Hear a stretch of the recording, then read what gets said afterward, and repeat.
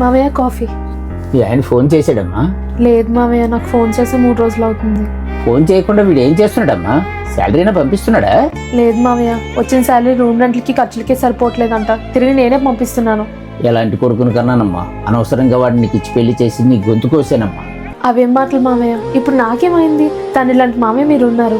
ఆయన నిజంగానే శాలరీ సరిపోవట్లేదేమో. నీ నమ్మకమే నిన్ను కాపాడాలమ్మా. ఏమన్నారు మామయ్య? ఏం లేదు తల్లి. అవును, ఈరోజు ఆఫీస్కి వెళ్ళట్లేదా? వెళ్దామనే బయలుదేరాను మామయ్య. కొంచెం నీరసంగా ఉందని లీవ్ పెట్టేశాను. అలాగా, వెళ్ళి రెస్ట్ తీసుకో తల్లి. సరే మామయ్య.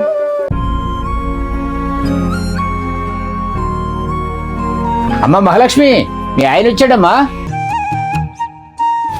ఏమండి, ఎప్పుడు వచ్చారు? ఎలా ఉన్నారండి? నాకు కొంచెం హెడేక్గా ఉంది, నన్ను కొంచెం ప్రశాంతంగా వదిలేయండి. ఇప్పుడు ఎడ్డకి ఎలాగుందిరా? పర్వాలేదు నాన్న.